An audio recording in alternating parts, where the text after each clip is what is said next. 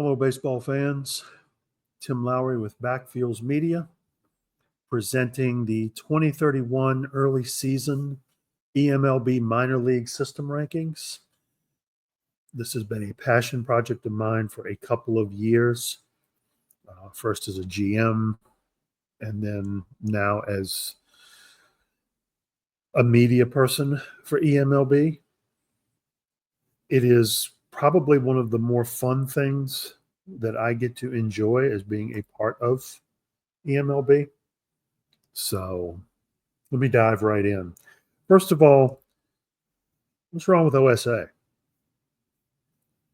Nothing really. If you are a just kind of a casual fan of baseball or just kind of watching at a surface level, a top 100 list is perfectly acceptable. However, for as deep and as dedicated as most folks are in this league, 100 players really only averages out to 3 prospects per team. Doesn't really give you a good understanding of what the farm system looks like or how it's doing in general.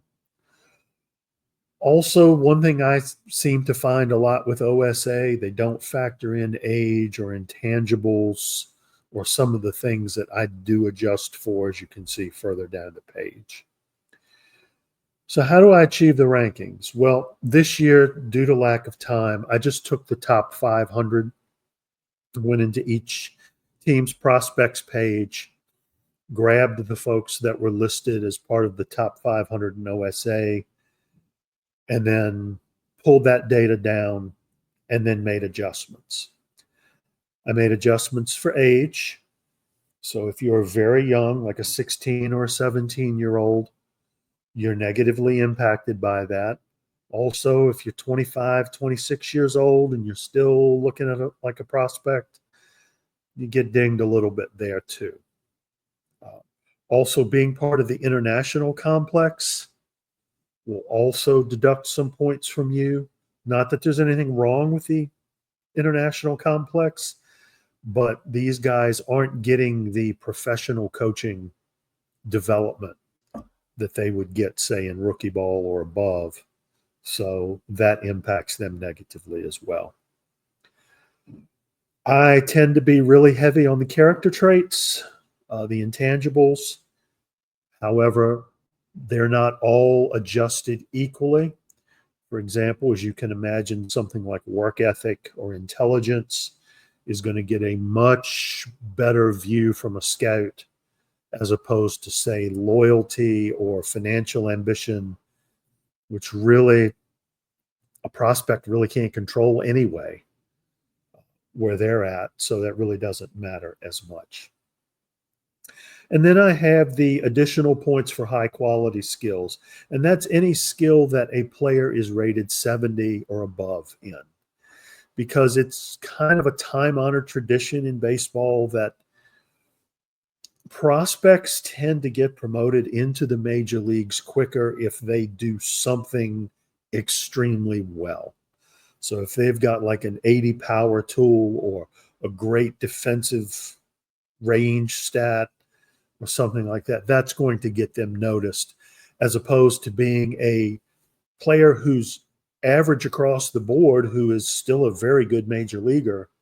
They're just not going to get the rave reviews. So I factor that in. In terms of points, you can look at it like this. Now I start with the 2080 the potential rating, and then adjust up or down. A final rating for a player of 60 and above means that guy's probably going to play at a major league level at some point in his career. Someone with a 90 or above is what Backfields Media would refer to as a can't miss prospect. So there's that to look at. Now tonight, and in part 2, not going to be looking at individual players. We'll talk about a few perhaps, but for the most part, we're going to be talking about teams and just in general. I pulled this data about midway through spring training. Obviously, there have been some trades and player moves since then. it's a moving target, what we're chasing. However, I went the 500 prospect route so that one single player move perhaps did not impact teams as much. Okay, I'm sure Minerva's tired of all of this. Hi, Guy. uh, let's jump in. We're going to get the first half of the team rankings now, and in part two, we'll get the top 16. So we will start with the number 32 team in our rankings, and it is the Philadelphia Phillies. They had one prospect in the top 200, a good one, but just one nonetheless, and just a few overall in the top 500. They only had 5, in fact. Now, of course, they made a lot of moves during the offseason and basically emptied their farm system of quality prospects to do that. So that's something here as well. The prospect strengths, they had all pitchers. They had great pitch mixes. Most of their pitchers had 3, 4, or even more pitches. And some of the individual pitches ranked out plus and above. So these are not bad prospects in and of themselves. It's just there's so few of them, and that's the one weakness that I happen to see with Philly. We will see they tend to draft really well, and they tend to have a good eye on the free agent market. So we'll see how this changes. We'll go into the second half. But for right now, Philly is on the bottom of this list, at least, with number 32. At number 31, the New York Yankees, also with just one prospect in the top 200, 71, and a handful of prospects overall in the top 500. As far as what their farm system looked like, we saw average power, which, considering the number of prospects and the type of hitting profiles that they had, the notion that there's average power at least up and down the board was promising. There is some potential there for some growth. Again, they too had good pitch mixes from their pitching prospects, and there's a bit of speed in their top prospects list. The weaknesses, again, only one top 200 prospect, no outfield prospects at all. And the pitchers overall, despite the fact that there are some good pitch mixes, the overall scouting ranks are very low quality. Can always hope for some TCR or some great coaching to help out in this regard, but they need some help as well. The New York Yankees come in ranked 31st. Now coming in on the top, on number 30 is the Atlanta Braves. 234 points. They had 3 top 200 prospects. As you see, their top 500, 851 points, ranked 19th. So they were better as far as deeper prospects. All 3 of their top 200 were ranked 70 and above. So very good quality. All 3 would be expected to make the major leagues, led by Paul Bailey, who is a potential two-way star. I'll rave about him in a future episode of this. The pitchers all had excellent movement, which means they're going to be able to keep the ball in the park. That is a hallmark of a good Atlanta team in modern baseball history. And they had a ton of prospects in that bottom 200 to 500 range. There's a lot to like within the farm system overall. The weaknesses, we'd like to have seen a little more of a balance between, just rather than just a handful of upper level prospects and a whole bunch of guys down below, evened out. But, that's not anything you can really control to any great degree. Another thing that's measured as a weakness here is the fact that there were 7+ teenagers in the top 500. players from the ages of 16 to 19. The reason why that's a weakness is just the volatility. I think everybody who's ever ran an OOTP team has had those great, 2080 prospects who are 16 years old, and in 2 years they've already flamed out and moved on.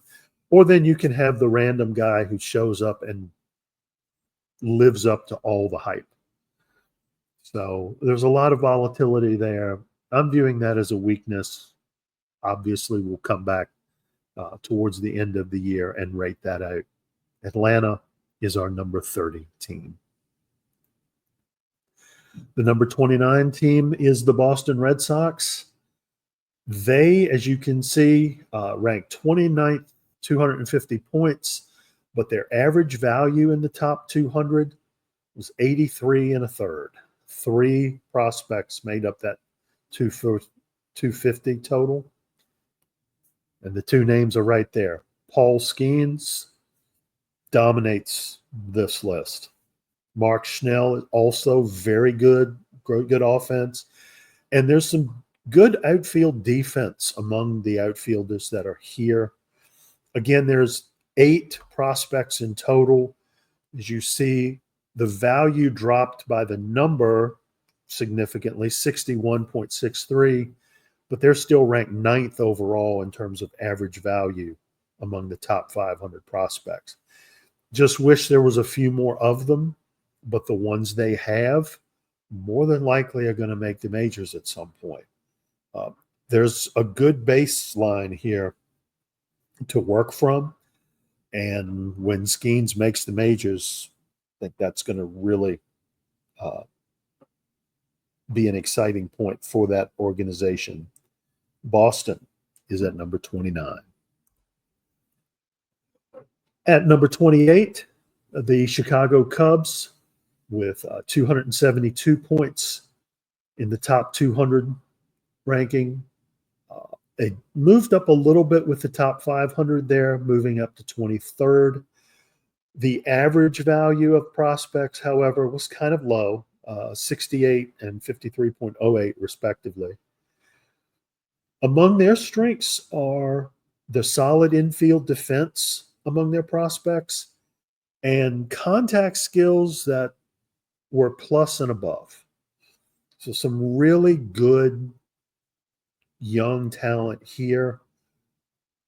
Their top 3 prospects are almost majors ready. They're close. The weaknesses, just the fact that there's so few prospects. Also, the Chicago Cubs don't really appear to be focused too much on those intangible, those character traits. And that is okay. There are teams that don't. We'll see a few more. And the pitching prospects, really, there weren't a whole lot of top tier skills. There's some average across the board. We've liked to have seen something that kind of makes you sit up and take notice when they're on the field. We'll see how that develops as the season progresses. The Chicago Cubs are number 28 in our early season minor league system rankings. Number 27, the Miami Marlins. And here they came in with 283 points. They were ranked 22nd in average value in the top 200 and then fell to 27th when you consider the whole 500. Among their strengths were solid infield and catching defense. So that was a real it was a real eye-opening too, how they value that. They've got a nice mix of CCPs that are in amongst their prospects. That's definitely impact and can only make things better. And average to above average offensive skills among their prospects. This is good. However, they just have, again, it's the same thing that I've noticed with a lot of these teams at or near the bottom, just not as many prospects as a scout would like to see in an organization. Also, the prospects they have that do have really good power ratings or rated highly for power, they're very young. So there's some volatility here as well. Heavy sluggers at 16 and 17 don't always pan out. We'll keep an eye on the Marlins to see if they can rise up from their 27th ranking in this spot. At number 26, the Baltimore Orioles with 286 points. And they bumped up to 21st for the top 500. Good average value amongst those top candidates. They had 4 in the top 200. There's +2 elite outfield defense on this farm system, really good speed, and a lot of what I call up-the-middle prospects, guys who are coming in at catcher, second, shortstop, center field. Why does that matter? Because no matter how their defensive portfolio pans out as they continue to develop, you can take a player like that who maybe he was only going to be an average or below average center fielder. You can always move them to a corner outfield position, move them down the defensive spectrum. Same for short and things of that nature. Where teams tend to struggle is if they've got a lot of corner prospects, both in the outfield and the infield, and there's really nowhere else for them to go. So Baltimore has some flexibility here, and we like some of their top names. Among the weaknesses, as a group, they tend to batting eye wasn't really a thing. Be interesting to look a little deeper into the coaching staffs and see if they can train that up a little better or if it comes up. Their pitchers, too, only had average grades, both in their overall qualities and individual pitches. And then, as I say here, most haven't made their first bump. And what I mean by that is typically when a prospect gets drafted, they're a 20/whatever, meaning they're a 20 overall. They're new to this. They've got zero value when it comes to the major league level, and their potential number is much higher. Most of the Orioles prospects still have an overall value of 20, so they haven't made that first push towards asserting themselves in their farm system and through baseball overall. I think that's going to potentially change here, and I'll be curious to see how they rise in the second half of the season. Coming in at number 25 are the Texas Rangers. Good average value up near the top. They, too, only had 4 prospects at the top 200 level, and they ranked 10th in average value over the whole prospect list. It's not surprising that these strengths mirror the strengths of the Rangers themselves. Strong quality contact hitters. And what I mean by that is they don't just get a bat on the ball, they do something with it. They're driving line drives, good contact, above average power, and their one closing prospect, potentially elite. Curious to see how he develops as the time goes on. As far as the weaknesses, again, just too few prospects. Defensively, most of their prospects rated out below average. I think that's going to change, but there's one in particular who was a really good defensive player who will be up soon,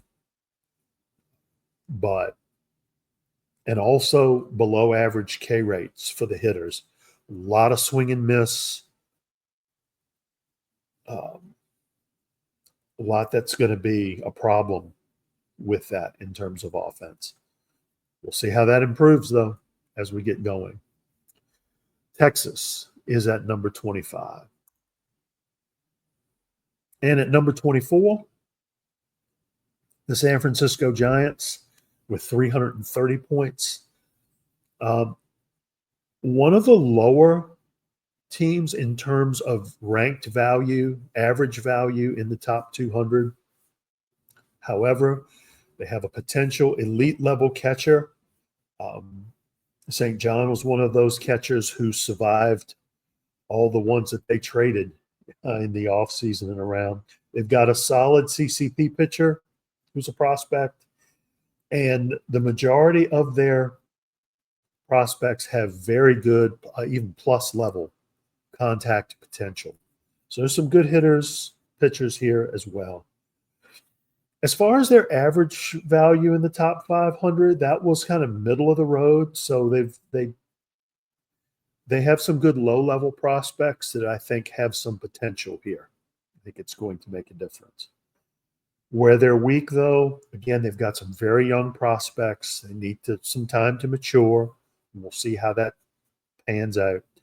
And not a lot of up the middle defense in terms of infield or even, offense in terms of infielders. Don't know if that's going to be a targeted group in the 2031 draft or not. We'll see. But the Giants come in at 24. Now coming in at the 23rd ranked is the Houston Astros with 339 points. They had 5 in the top 200, but they were ranked pretty low too. And you can see in the weaknesses, they had no prospect in the top 125. Now, let's be honest here. We're not talking about a bottom-feeding organization. After all, this is the Houston Astros. They've been at or near the top of the league for some time. Their prospect strengths, they have several CCPs, really good defensive skills as a unit among these top-level prospects, along with good, solid contact. And their pitchers show a tendency towards suppressing home runs, which is extremely valuable, especially in Houston's park. The other weaknesses that we saw, not a lot of running skill amongst the prospects. And despite the fact that those pitchers are keeping the ball in the park, not a lot of high stuff or good fastball potential. Now, baseball history is full of pitchers who couldn't break a pane of glass, but who were effective winning pitchers. But those tend to be older guys who've been in the majors for a little bit and have learned their craft. Typically with prospects, you want to see some speed, you want to see some ability to strike hitters out or at least miss bats fairly consistently. And that's not what we saw with Houston's pitchers. Again, something to watch. Good average value overall, kind of middle of the pack, but we'll see how this plays out as well. All right, let's go to number 22. And that is the Washington Nationals. 340 points, 734 overall in the top 500. And both rankings, they came in at 20.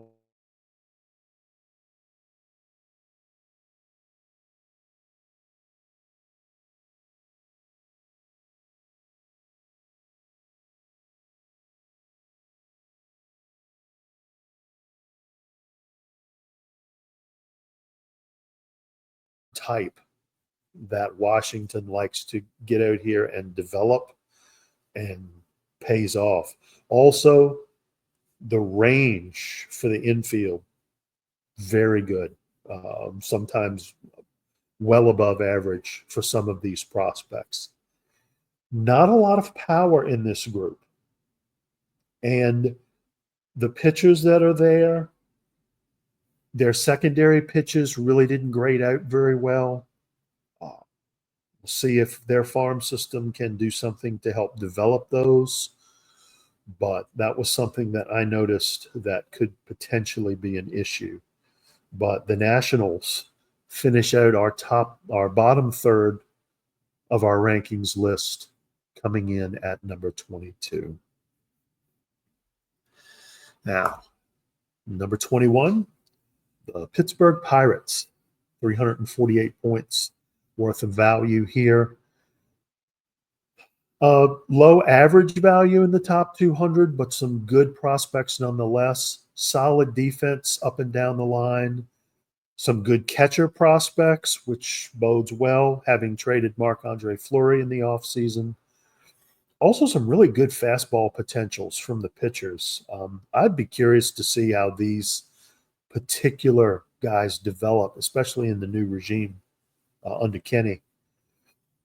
The average value in the top 500 was not that high. They were next to last in terms of that. There was a lot of, at best, average batting skills for a lot of these players. So there was a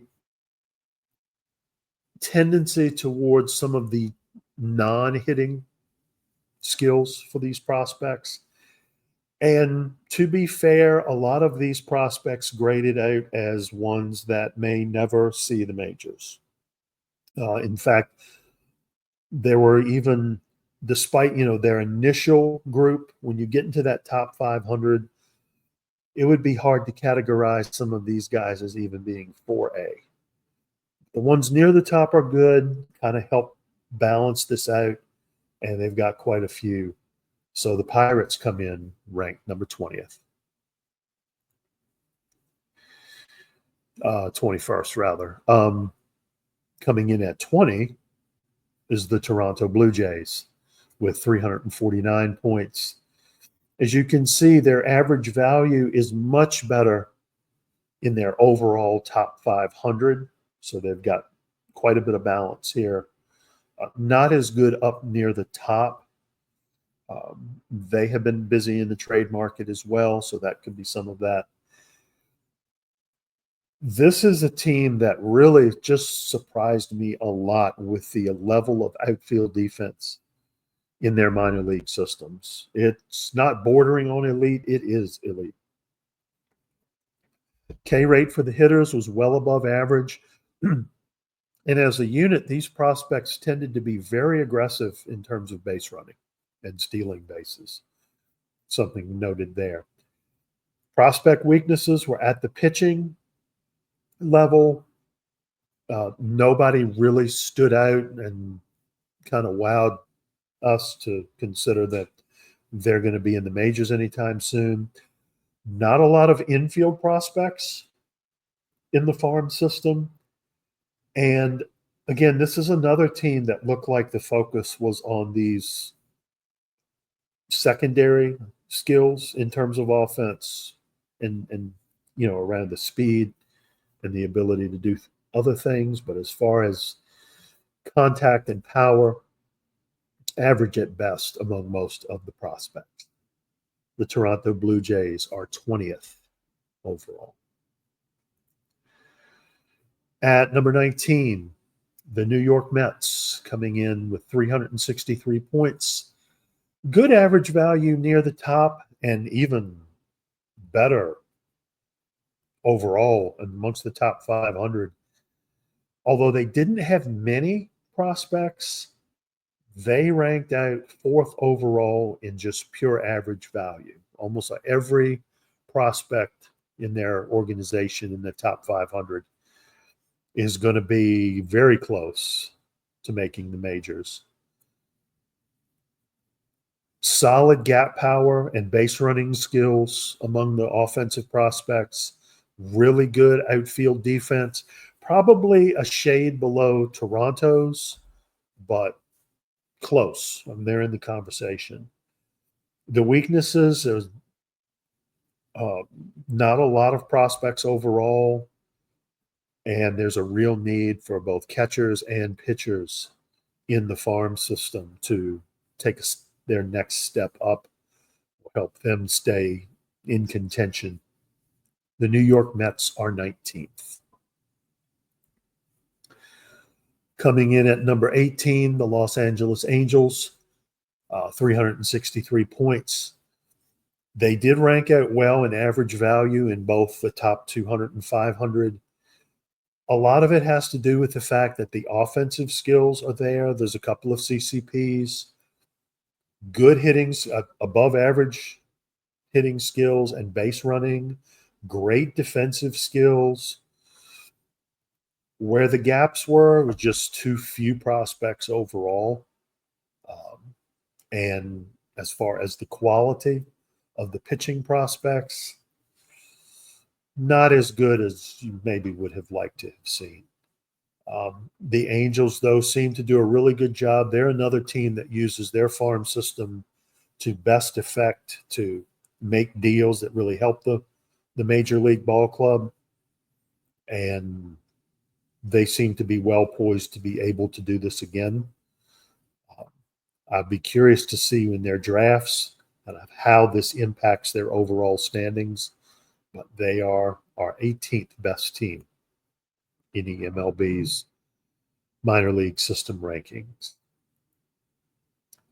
And our last team tonight, the Cincinnati Reds, they come in at 407 points.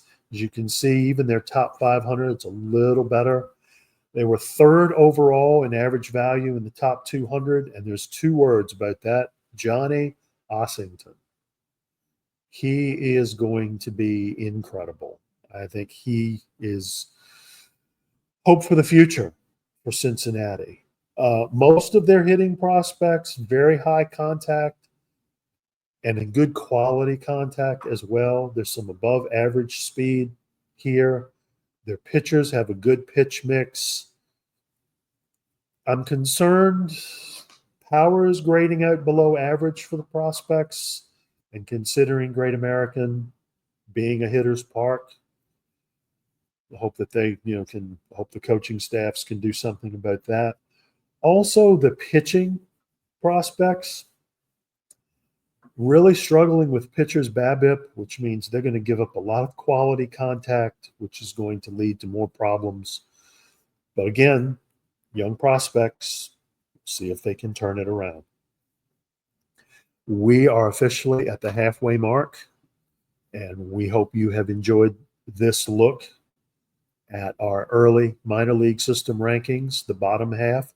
The next video will have the top half, and then we will begin our countdown of the top 200 prospects in eMLB. I'm going to take 25 at a time. Going to try really hard to pop those videos out at a fairly decent clip. I don't want to be talking about prospects too close to the draft because I want to focus on the draft. That's one of my favorite parts of the year. So for everybody at Backfields Media, I'm Tim Lowry. We will see you at the next video when we get the top half of our minor league systems.